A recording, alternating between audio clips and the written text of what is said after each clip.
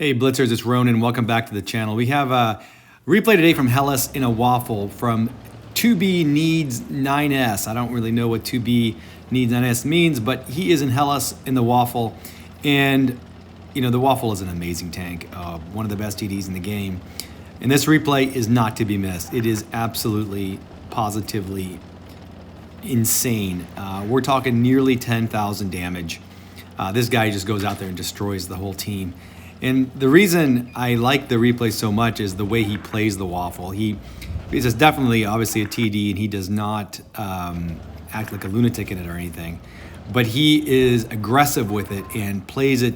It's the style of the tank so well. I mean, the Waffle, it's got a fully rotating turret, rear mounted as well. So you can, like he's trying to do here in the beginning, is poke out, etc., and get some shots, get some damage very easily without exposing the whole tank. It has no armor, and you know, high explosive is what you shoot at it. But things start right away. You can kind of tell when it's a good game when you wreck another tank. STI or one crossing here and just wrecks him beautifully. Complete ammo rack, 2,200 damage on his first shot. The game is going to go down to the wire, so if you're thinking this is a blowout, it's going to be far from that. And you can tell from the Hellas map, what happened here is pretty straightforward. You had one of the heavies and a medium, and two mediums, go over to what's traditionally the single cap, I believe the C cap. And then the rest of the team went to the other side. So when you split the team up 4-on-3, the other team was essentially together except for that ST1. And so the reality is you're going to get wrecked, and his team did. But what our 2B friend did here very nicely, and there's a nice shot into the side of the Death Star, catches him on fire. 2 shots, 3,000 damage. Not bad, not bad. So when you split the team like this, and their team is kind of together, you should lose. Like, this guy has no business, this team has no business winning. In fact, they probably should lose 7-0. Now, the Waffle has good camo, beautiful shot there, deletes the Leopard PTA, and uses the bush as well for some cover.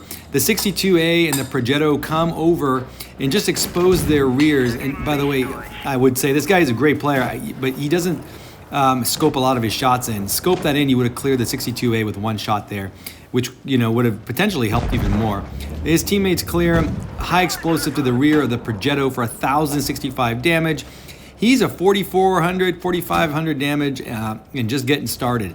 The Progetto still doesn't focus him because he sees the Death Star. He does poke out and get spotted and gets shot by the Progetto. Takes 2, in fact, and that made this match a lot more interesting, those 2 shots. It's 3 against 2, now against 4, now 2 against 4.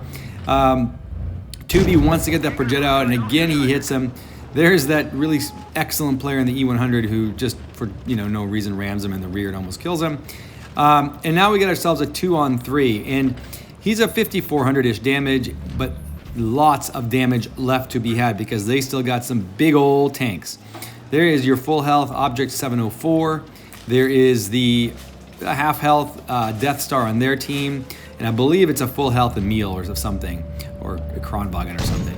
Nice shot there into the thing. Again, very quick snapshots. You know, the cannon for the Waffle is not a great cannon. It's a good cannon. It's not like the Grills, but it's definitely not the cannon of the Borsig, which is very, very requiring of a lot of patience. So you can take some snapshots. I said it was an Emil. It was an FV 4005. And those are nice to dispose of because you can shoot high explosive at them pretty much anywhere. A nice shot there. First shot into the 405. He's got the high explosive loaded. Gets some good RNG here. Another nice shot, nearly 1,000. And he's up to 7,800 damage. The problem with the game is I thought this was going to be a high damage game that he loses. Luckily, the ending is epic. I don't want to spoil it, but it wasn't just one of those games. And another very fortunate shot to the front of the FV 4005 turret, which does have good spaced armor behind the turret in the cannon, but nonetheless, the E100 decides to just drive somewhere else. This was a very, very, very lucky. Would have been a very lucky shot. He didn't deserve it. Now you got to aim just a second there, and he wasn't spotted, so he could have cleared that Death Star there. But hey, who am I to criticize? I certain as heck have not done this much damage before. He gets spotted there, and the Death Star can clear him. He's got 979 damage. He can be cleared by the 704. The Death Star will definitely clear him without any doubt whatsoever. And so he's got to be careful here that he doesn't, expose himself. And that's the trick with the Waffle. I would say, his aggressiveness here is dangerous because he just takes one shot, but gets a nice AP shot into the lower plate of the 183 and clears him.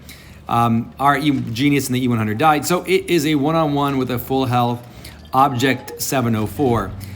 First shot, unfortunately, hits the gun mantlet, does not pen with AP. And this 704 does, I think, what I would have done in his position is charge here. Smart move.